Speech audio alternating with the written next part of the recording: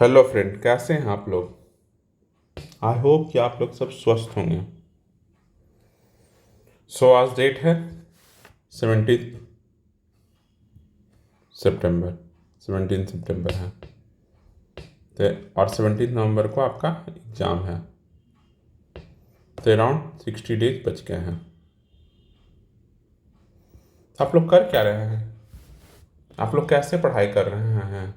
इन्हीं सब मुद्दों पर ये पूरा वीडियो का मोटिव यही है कि आप लोग कर क्या रहे हैं, कैसे कर रहे हैं, कुछ अच्छा कर रहे हैं कि नहीं कर रहे हैं, कुछ कंस्ट्रक्टिव वर्क अपना कर पा रहे हैं कि नहीं, कि बस पढ़ रहे हैं या नहीं पढ़ रहे हैं। मुझे पता है जितने भी लोग ये वीडियो देखेंगे उसमें से मात्र 10%, कितने परसेंट, 10%, ये भी मैं ज़्यादा बड़ा नंबर बोल रहा हूँ, जो जो कंटिन्यूसली 8 आवर डेली पढ़ रहे होंगे, 8 आवर स्टडी कर रहे होंगे स्टॉप वॉच से। बहुत, मात्र 10%। 90% क्या है? 90% में कुछ लोग लेस देन 8 आवर पढ़ रहे होंगे, 6 to 8 आवर पढ़ रहे होंगे, कुछ लोग 6 आवर से भी कम पढ़ रहे होंगे, कुछ लोग 4 आवर ऐसे। और कुछ लोग तो इसमें ऐसे होंगे कि अभी वेट कर रहे हैं कि नोटिफिकेशन आएगा फिर हम पढ़ाई शुरू करेंगे। नोटिफिकेशन आएगा तो इन 90% लोगों के लिए कहना है कि नोटिफिकेशन का वेट कर रहे हैं और नोटिफिकेशन आएगा तब पढ़ेंगे। तो हम इन 90% लोगों से कहना चाहेंगे कि आप लोगों का सिलेक्शन नहीं होगा अगर आज भी नहीं अपने आप में सुधार किए, क्योंकि ये जो 10% है इनमें भी बहुत लोगों का सिलेक्शन नहीं होगा। समझ रहे हैं ना? तो आपका कहाँ से होगा? आप ऐसे भी सोचिए कि नंबर ऑफ स्टूडेंट कितने, मान लीजिए मिनिमम नंबर मानते हैं, मिनिमम नंबर जितना आप सोच सकते हैं उससे भी मिनिमम नंबर कि 4 लाख बच्चे पेपर देंगे। और इफ अगर 1700 पोस्ट आता है तो अराउंड 20,000 प्रीलिम्स निकालेंगे, प्रीलिम्स क्वालिफाई करेंगे। तो कितनों का नहीं होगा? 3,80,000 का नहीं होगा। तो मैक्सिमम जनता कहाँ रहेगी? इस तरफ रहेगी। 20,000 में कितने कम बच्चे रहेंगे? बहुत ही कम। तो आप समझ रहे हैं ना कि कितना कम बच्चों का सिलेक्शन होना है, कितने कम बच्चों का सिलेक्शन होना है। तो अगर आज आप नहीं अपने अपने शेड्यूल को बनाइएगा, स्टॉप वॉच से नहीं 8 आवर पढ़िएगा, तो कैसे सिलेक्शन होगा? तो सबसे पहले ज़रूरत है कि आप अपने रूटीन को अच्छा कीजिए। और ये 20,000 वही लोग होंगे जो डिसिप्लिन के साथ पढ़ रहे होंगे, डिसिप्लिन एंड कंटिन्यूटी, ये पढ़ रहे होंगे। इनको नहीं फर्क पड़ता कि एग्ज़ाम कब है। इनका इनका बस काम है कि सुबह उठना है, इनका एक रूटीन है, उसको फॉलो करना है, पढ़ना है। इनको फ़र्क नहीं पड़ता। क्या आप लोगों को क्या 30 सितंबर को पेपर होना था? क्या आप लोगों की तैयारी हो गई? 30 सितंबर, आज 17 है तो मतलब 2 वीक के बाद आपका पेपर होना था। क्या आपकी इतनी तैयारी हो गई है कि आपका एग्ज़ाम क्लियर हो जाए? लेकिन कुछ ऐसे बच्चे होंगे जो साल भर पढ़ते हैं, क्या काम ही उनको बस पढ़ना ही है। और इन्हीं इन्हीं बच्चों में से बहुतों का सिलेक्शन होता है, कुछ का सिलेक्शन होता है। समझ गया ना? तो अगर आप चाहते हैं कि आपका सिलेक्शन हो तो सबसे पहले आप 3-4 काम कीजिए। सबसे पहले कि आप स्टॉप वॉच लीजिए। मैं क्यों बार बार इतना इतना क्यों मैं इस पे जोर देता हूँ कि स्टॉप वॉच लीजिए, स्टॉप वॉच लीजिए, स्टॉप वॉच लीजिए? मेरा हमेशा मानना है कि आपको वो सही समय बताएगा कि एवरी सेकेंड काउंट। तभी फीलिंग आएगा। आपको लगेगा कि दिन भर पढ़े, लेकिन आप मुश्किल से 2 घंटे पढ़ें, 4 घंटे पढ़ें, 5 घंटे पढ़ें, फ़ोन देख रहे थे, रील्स देख रहे थे। और अपना अपना जरूर डिजिटली तो आप अपना फ़ोन को जरूर चेक कीजिए कि आप दिन भर फ़ोन में कितने लगे रहते हैं। लोग बोलते हैं समय नहीं, फ़ोन में 4-4, 5-5, 6-6 घंटे, मोर देन 6 आवर लोग लगे रहते हैं। एक प्रॉपर शेड्यूल बनाइए, प्रॉपर रूटीन बनाइए, प्रॉपर रूटीन बनाइए कि कैसे क्या क्या पढ़ना है। अगले 20 दिन का बनाना है या 30 दिन का बनाना है तो अगले 30 दिन में हम क्या क्या पढ़ेंगे। और हर दिन का होना चाहिए 7 डेज का बनाइए और इसमें एक एक दिन बफर दीजिए कि जिस दिन हम कुछ छूट गया हो इस 7 दिनों में तो इस दिन ये कवर कर ले जाएंगे।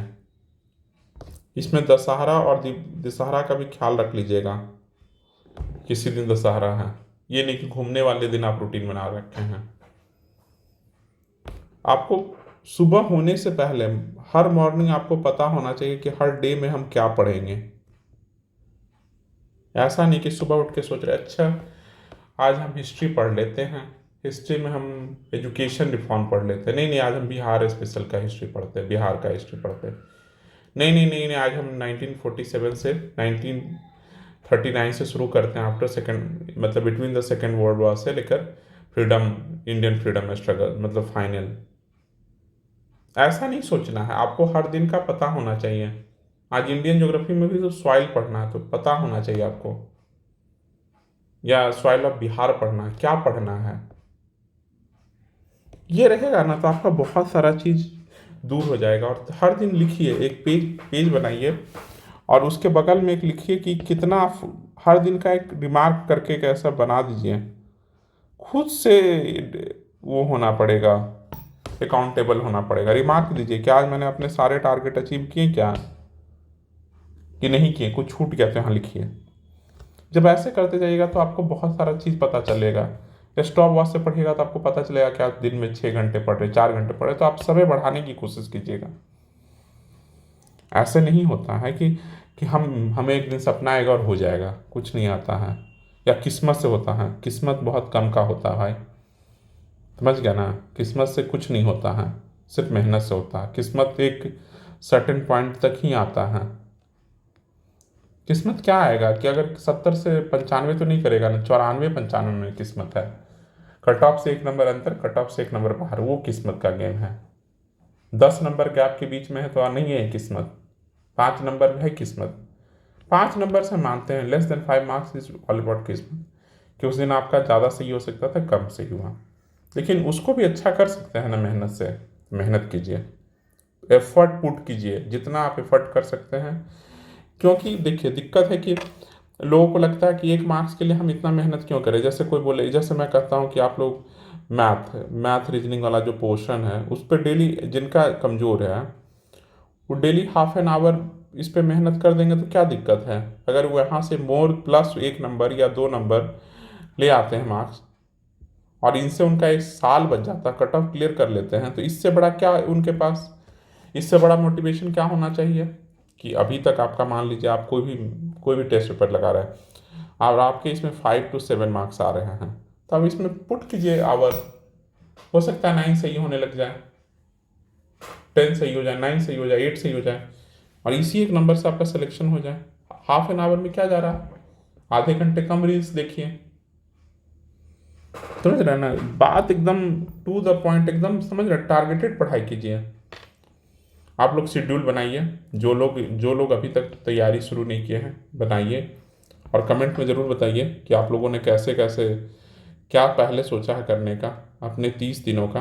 और हर दिन मिनिमम 3 सब्जेक्ट जरूर बनाइएगा, 3 सब्जेक्ट मिनिमम पढ़ना है। 4 पढ़ सकते हैं 4 पढ़िए, 3 1 2 3, और सब पे अलग अलग आवर। 3 आवर इसको पढ़ रहे हैं तो 2 आवर इसको पढ़िएगा, 1 आवर इसको पढ़िएगा, 4 आवर इसको पढ़ रहे 3 आवर इसे पढ़िएगा, 2 आवर इसे पढ़िएगा, समझ रहे। कोई आपका बहुत मजबूत, जैसे इसमें मैं मानता हूँ हिस्ट्री होना चाहिए, साइंस होना चाहिए, ये 2 करंट अफेयर यहाँ होना चाहिए। अब आज से डेली करंट अफेयर पढ़िए, बाकी इधर डालिए, पॉलिटी, ज्योग्राफी, इकोनॉमी, इधर बिहार स्पेशल होना चाहिए। ये सब बड़े सेक्शन हैं जहाँ से क्वेश्चन आते हैं, तो ऐसे कीजिए, समझ गया ना। आप लोग कीजिए, ये मत सोचिए 1 नंबर 2 नंबर, सोचिए कितना अच्छा पोस्ट, इतने नंबर ऑफ वैकेंसीज, उसमें भी अच्छे, जो संख्या पदों का नहीं, जो पदों का क्वालिटी है वो भी बहुत अच्छा, पोस्ट की क्वालिटी भी अच्छी है। तो आप लोगों को पढ़ना चाहिए, you should study, you have to study, समझ गए ना। जितना समय पुट कर सकते हैं कीजिए, टेस्ट देना टेस्ट दीजिए। और जिनको भी अपनी कमी नहीं पता चलता, तो एक और मैं बताता हूँ कि आप लोगों को लगता होगा कि आपका क्या कमज़ोर है क्या नहीं, तो मैं एक बार और फिर से बता देता हूँ कि 56 से 59, 56 से शुरू कीजिए और 69 तक का जितने बीपीएससी का पेपर आया है, बीपीएससी का पेपर आया प्रीलिम्स का, उसको सॉल्व कर डालिए। 3-4 दिन समय लेकर सॉल्व कीजिए और सॉल्व करने के बाद एक बनाइए एक पूरा कि हिस्ट्री में ancient, मिडेबल, modern, polity, Bihar special, ऐसा बनाइए। और सब में देखिए लास्ट में एक नंबर कैलकुलेट कीजिए, कितने क्वेश्चन आए थे उसमें आपका इतना सही, इसमें आए थे इतने क्वेश्चन, और परसेंटेज बताइए। और जिसमें सबसे ज़्यादा गलत हुए, जिसमें परसेंटेज सबसे कम है, उस पर ज़्यादा फोकस कीजिए। जिसमें ज़्यादा सबसे ज़्यादा सही उसको, उस पर कम फोकस कीजिए। करंट अफेयर का सेक्शन हटा दीजिएगा, उसमें करंट अफेयर का सेक्शन मत इंक्लूड कीजिएगा। मैथ रीजनिंग का जरूर कैलकुलेट कीजिएगा। तो इससे आपको बहुत सारा चीज़ पता चल जाएगा कि कौन सा पोर्शन पे ज़्यादा ध्यान देना, कौन सा पोर्शन पे कम ध्यान देना। और ये सब कुछ नहीं होगा कि 60 डेज में, 30 डेज में कैसे निकालें, नहीं भाई, बहुत एफर्ट लगेगा। ऐसे बहुत सारे लोग हैं जो पूरे साल पढ़ते हैं। आप 60 दिन, 50 दिन, ये रिवीजन का टाइम होता है और बहुत अच्छे से लगना होता है, तभी होता है, ऐसे नहीं होता है। कोई बच्चा आएगा और बोलेगा हम शुरू 30 दिन में पढ़ के प्रीलिम्स निकालिए, नहीं, 30 दिन में प्रीलिम्स नहीं निकलता है। वो पहले पढ़ा होगा। ऐसे तो एक दिन में बिना पढ़े हम ऐसे बहुत सारे दोस्तों को जानते हैं जो बिना पढ़े गया प्रीलिम्स हो गया। क्यों? ऐसा क्या वो नहीं पढ़ा? नहीं, उसने बहुत सारे एफर्ट डाले थे, पहले डाला था, उसके लिए नहीं पढ़ा था, स्पेसिफिकली नहीं पढ़ा उस एग्ज़ाम के लिए, लेकिन पढ़ा तो था। समझ रहे हैं ना? चलिए, आज के लिए इतना ही। और आप लोग मेहनत करते रहिए, और जैसा आप लोग बनाते हैं, किस सेक्शन को आप लोग अभी ध्यान देने वाले हैं, कमेंट सेक्शन में ज़रूर बताइएगा। और हमारा एक टेलीग्राम ग्रुप है इसी चैनल के नाम से, उसको आप लोग चाहिए तो ज्वाइन कर सकते हैं, बुक का स्टूडेंट के नाम से ही। चलिए, थैंक यू।